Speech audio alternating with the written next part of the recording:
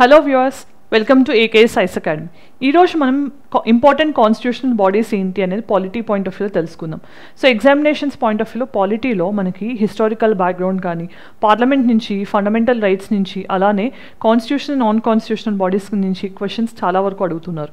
So దీనికి సంబంధించి మనం ఇప్పటి వరకు ఉన్న ఇంపార్టెంట్ కాన్స్టిట్యూషనల్ బాడీస్ అన్నీ కూడా ఈ వీడియోలో డిస్కస్ చేద్దాం. సో ఫస్ట్ మనం డిస్కస్ చేసే దాంట్లో first and foremost thing election commission of India. So election commission of India అనేది గత కొన్ని రోజులుగా, అంటే మనం చూస్తే లాస్ట్ ఇయర్ జనరల్ ఎలక్షన్స్ జరగడము, ఆ తర్వాత మనకి బీహార్ ఎలక్టోరల్ ఇష్యూ గురించి కానీ, అంతకుముందు ఈవీఎం బ్యాలెట్ అనే కాంట్రవర్సీ వల్ల కానీ, ఇలా డిఫరెంట్ రీజన్స్ వల్ల ఎప్పుడూ న్యూస్లోనే ఉంటుంది. అండ్ అంతేకాకుండా రీసెంట్ టైమ్స్లో అపాయింట్మెంట్కి సంబంధించి కూడా చాలా వరకు క్రిటిసిజం అనేది వస్తుంది.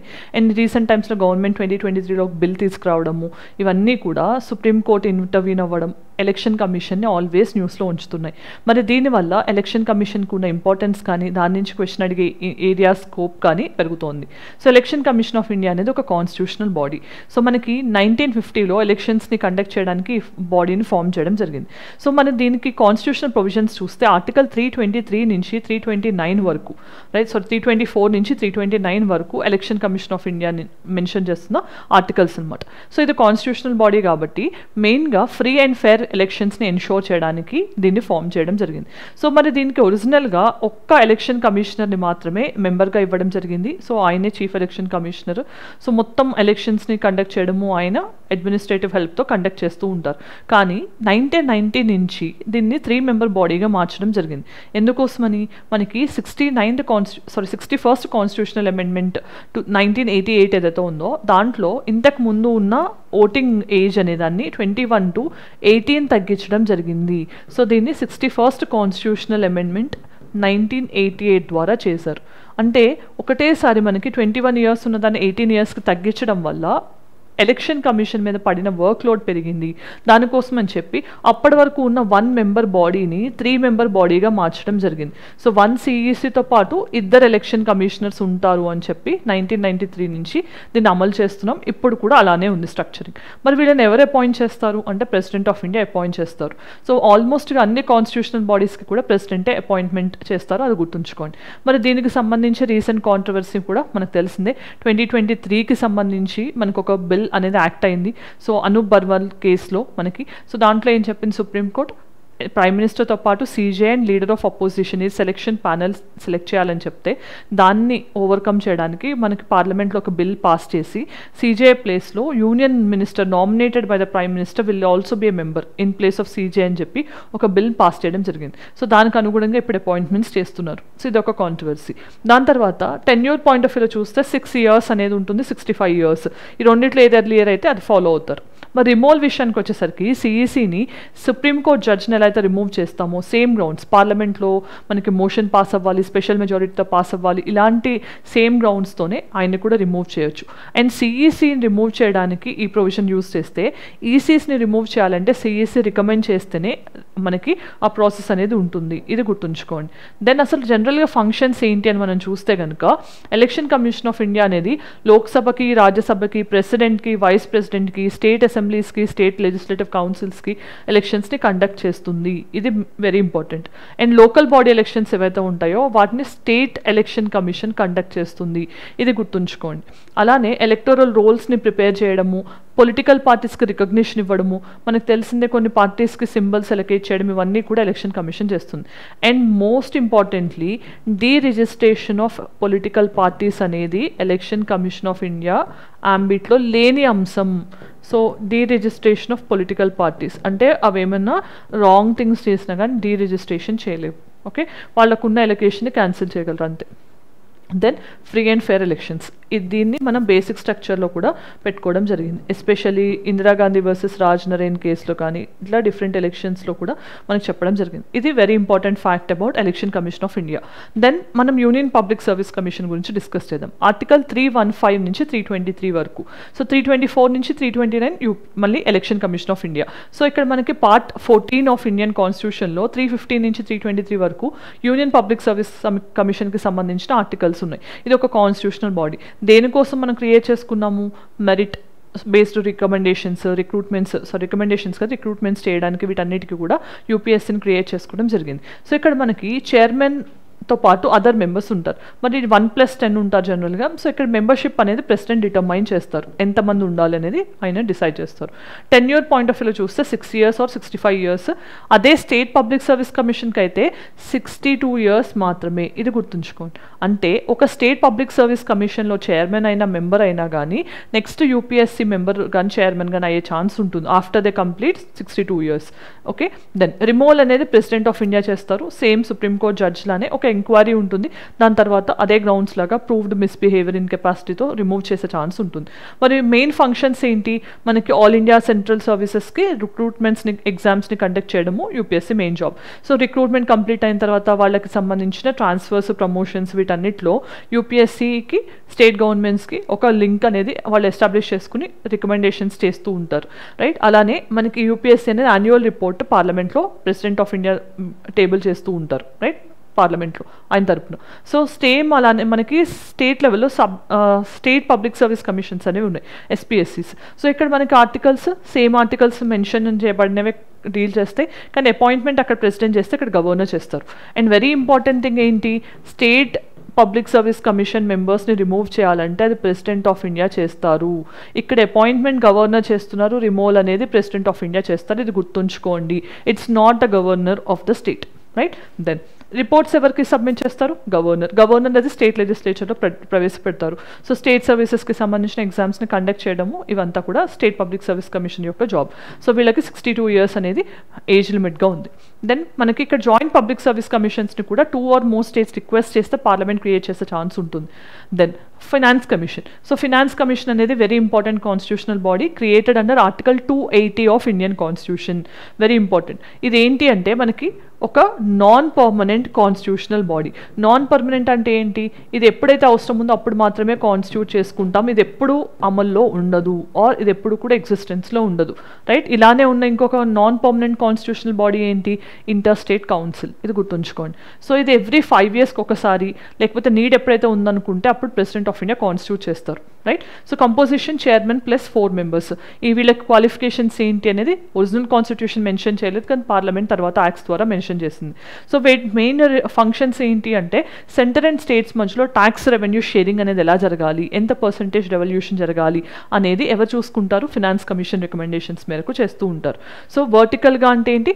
సెంటర్ టు స్టేట్స్ ఎంత రావాలి అనేది, దాంతోపాటు మళ్ళీ స్టేట్స్ మధ్యలో ఎంత హారిజాంటల్ రెవల్యూషన్ జరగాలి అనేది కూడా ఫినాన్స్ కమిషనే రికమెండ్ చేస్తూ ఉంటుంది. సో కొన్ని ఫ్యాక్టర్స్ మీద. సో దాంతోపాటు గ్రాంట్ ఇన్ ఎయిడ్స్ ఏవైతే ఉంటాయో వాటిని స్టేట్స్కి ఇవ్వడం, సెంట్రల్ గ్రాంట్స్ని కన్సాలిడేటివ్ ఫండ్ ఆఫ్ ఇండియా నుంచి, అదంతా కూడా ఫినాన్స్ కమిషన్ రికమెండేషన్స్ మేరకు జరుగుతాయి. ఇదంతా కూడా మనకి అడ్వైజరీ బాడీ. ఈవెన్ యూపీఎస్సీ కూడా మనకి ఏమైనా రికమెండేషన్స్ చేసినా కూడా అవి అడ్వైజరీ, బైండింగ్ కాదు. సో స్టేట్ ఫినాన్సెస్కి సంబంధించి కూడా రివ్యూస్ చేస్తూ ఉంటారు. అండ్ అలానే 15th ఫినాన్స్ కమిషన్ అనేది ఎగ్జిస్టెన్స్లో ఉంది. సో 15th ఫినాన్స్ కమిషన్ 21-26 వరకు ఫంక్షన్ చేస్తుంది. మరి దీనికి అధ్యక్షత ఎవరు వహిస్తున్నారు? ఎన్కే సింగ్. సో ఎవరైతే కనుక FRBM act, so physical responsibility budget management act of 2003ని మనకి తీసుకొచ్చారో సేమ్ పర్సన్ ఎన్కే సింగ్ దీనికి అధ్యక్షత వహిస్తున్నారు. సో ఆయన ఎంత డెవల్యూట్ చేయాలన్నారు సెంటర్ నుంచి స్టేట్స్కి అంటే సెంటర్ సంపాదించే 100 rupeesలో 41 rupees స్టేట్స్తో పంచుకోవాలి అని చెప్పింది 41%. సో 41% అన్ని స్టేట్స్కి ఎంతెంత డివైడ్ అవ్వాలి, ఒక్కొక్కరికి ఎంత డివైడ్ అవ్వాలి అనేది డిఫరెంట్ ఫ్యాక్టర్స్ మీద, demographic, forest cover, different factors మీద వీటిని డివైడ్ చేస్తూ ఉంటారు. సో మనకి ఇంతకు ముందున్న కమిషన్ ఏమో 42% ఎవల్యూషన్ చేస్తే 1% ఎందుకు తగ్గింది అనేది మీకు తెలిస్తే కామెంట్ సెక్షన్ చెప్పండి, తెలియని వాళ్ళకి నేను ఆన్సర్ చెప్తాను. సో ఈ 41% ఎవల్యూషన్ అనేది గుర్తుంచుకోవాలి. అండ్ అలానే ఎలాంటి ఫ్యాక్టర్స్ని యూస్ చేస్తున్నారని very important. Next important office ఏంటి? Controller and auditor general of India, CAG. అంటే ఏంటి? సో గవర్నమెంట్ ఆఫ్ ఇండియా ఏ రూపాయిని స్పెండ్ చేసినా కూడా దాన్ని అకౌంటబుల్గా స్పెండ్ చేశారా లేదా అనేది ఎవరు, అంటే ఈ పర్పస్కి కావాల్సిన దానికి యూజ్ చేశారా లేదా, ఏదో మిస్యూజ్ అయిందా, ఇలాంటివన్నీ ఎవరు చూస్తూ ఉంటారు? పార్లమెంట్కి ఎవరు చెప్తూ ఉంటారు? Controller and auditor general, a very important constitutional post. So article 148 నుంచి 151 వరకు ఈ ఆర్టికల్స్ డీల్ చేస్తాయి. మరి ఎవరు అపాయింట్ చేస్తారు? President of India. 6 years or 65 years same. And removal కూడా సుప్రీంకోర్టు జడ్జ్లా రిమూవ్ చేయొచ్చు. ఇది ఒకటి ఇంపార్టెంట్ ప్రొవిజన్. సో మెయిన్గా మనం గుర్తుంచుకోవాల్సింది కంట్రోలర్ అండ్ ఆడిటర్ జనరల్ని friend, guide, philosopher of public accounts committee అని అంటాం. పిఏసీ అంటే ఏంటి? పిఏసీ అంటే మనకు ఒక పార్లమెంటరీ కమిటీ, ఫినాన్షియల్ కమిటీస్లో వెరీ ఇంపార్టెంట్. ఈ కమిటీ అసలు మొత్తం గవర్నమెంట్ చేసిన స్పెండింగ్స్ని, ఎక్స్పెండిచర్స్ని ఎగ్జామిన్ చేస్తూ ఉంటుంది. అపోజిషన్ లీడర్ కన్వెన్షన్ ద్వారా దీనికి చైర్మన్గా ఉంటారు. మరి పిఏసీ అనేది ఎక్కువగా ఏ రిపోర్ట్స్ మీద డిపెండ్ అవుతుంది? Control and auditor general reports మీద ఎక్కువగా డిపెండ్ అవుతూ ఉంటుంది. సో ఫంక్షన్స్ విషయానికి వచ్చేసరికి ఆల్ రిసీట్స్, ఎక్స్పెండిచర్స్ని యూనియన్కి, స్టేట్స్కి అండ్ గవర్నమెంట్స్ ఓన్ బాడీస్ ఏవైతే ఉంటాయో వాటికి సంబంధించినవన్నీ కూడా control and auditor general examine చేస్తూ ఉంటారు. అలానే పబ్లిక్ అకౌంట్స్కి సంబంధించి, రైల్వేస్, డిఫెన్స్, కొన్ని పిఎస్యూస్ అన్నీ కాదు, కొన్నిటికి సంబంధించి ఎగ్జామినేషన్ కూడా జరుగుతూ ఉంటుంది. సో దాంతోపాటు ఫినాన్షియల్ అకౌంటబిలిటీని ఎన్షోర్ చేయడానికి కాగ్ ఆఫీస్ అనేది వెరీ ఇంపార్టెంట్. సో మన ఇండియన్ కేసులో చూస్తే ఈ ఆడిటర్ జనరల్ అనే పోస్ట్ని అయితే ఫుల్ చేస్తున్నాం, కానీ కంట్రోలర్ అనే పర్టికులర్ టర్మ్కి న్యాయం చేయట్లేదు. ఎందుకని? మన ఎక్స్పెండిచర్ స్పెండ్ చేసిన తర్వాత వాళ్ళు దాన్ని ఎగ్జామిన్ చేస్తున్నారు. కానీ యూకేలో అలా కాదు. స్పెండ్ చేయాలన్నా కూడా ముందు control and auditor general permission అనేది అవసరం. సో అది డిఫరెన్స్ అనమాట. నెక్స్ట్ మనం డీల్ చేసే ఆఫీస్ ఏంటి? Attorney general. సో దీని గురించి తెలుసుకునే ముందు ఒక ఇంపార్టెంట్ అనౌన్స్మెంట్. మీలో ఎవరైనా యూపీఎస్సీ, ఏపీపీఎస్సీ, టీజీపీఎస్సీ ప్రిపేర్ అవుతున్నట్లయితే ఏకేఎస్ ఐఎస్ అకాడమీలో prelims cum mains batches start అవుతున్నాయి. వాటితో పాటు మెంటర్షిప్ మాడ్యూల్స్ స్టార్ట్ అవుతున్నాయి. If you are interested you can call this number, right? Then ఇప్పుడు మనం డిస్కస్ చేసే అటార్నీ జనరల్. అటార్నీ జనరల్ అనేది సింగిల్ మెన్ బాడీ ఆఫీస్ అని చెప్పొచ్చు. సో ఆర్టికల్ 76లో మెన్షన్ చేయబడింది. సో మరి ఇక్కడ జరిగే ఫంక్షన్ ఏంటి అంటే, గవర్నమెంట్కి ఎటువంటి లీగల్ అడ్వైస్ కావాలన్నా అటార్నీ జనరల్ ఇస్తారు. అలానే గవర్నమెంట్ తరపున ఏ కేసు వాదించాలన్నా, ఏ కోర్టులో అపియర్ అవ్వాలన్నా కూడా అది అటార్నీ జనరల్ చేస్తూ ఉంటారు. So he is the highest legal adviser to the government of India. ఎవరు అపాయింట్ చేస్తారు? President of India. మరి ఎలిజిబిలిటీస్ ఏంటి?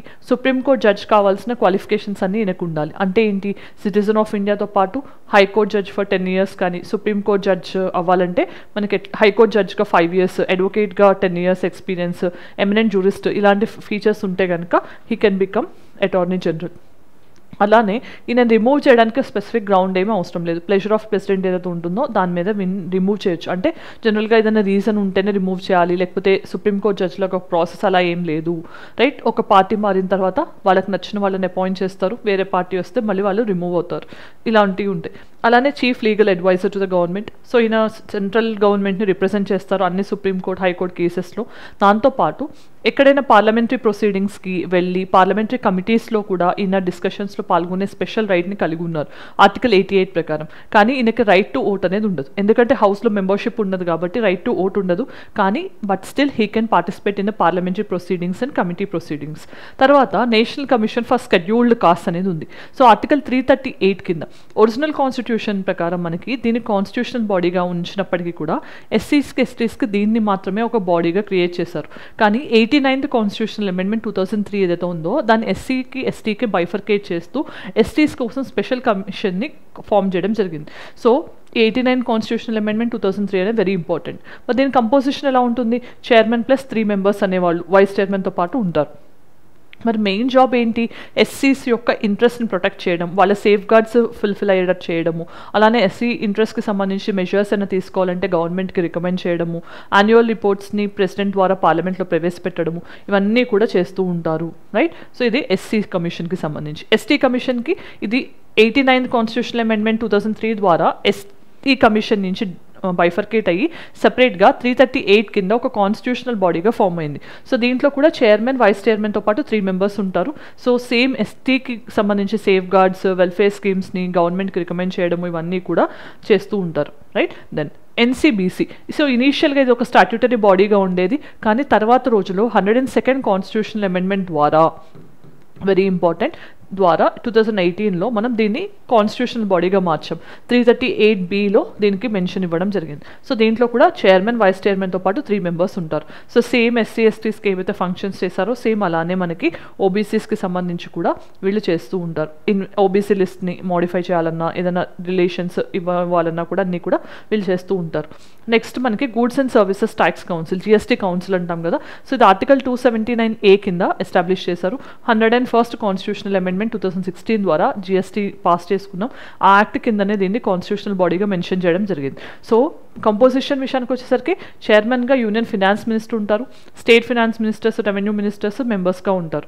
సో జిఎస్టీ కౌన్సిల్ అనేది ఏం చేస్తుంది, జిఎస్టీ స్లాబ్స్ మోడిఫికేషన్ కానీ ఏ ప్రోడక్ట్ ఎంత స్లాబ్లో పెట్టాలి ఇలాంటివన్నీ కూడా కన్సెన్సస్ ద్వారా ఒక డెసిషన్ తీసుకుంటూ ఉంటారు.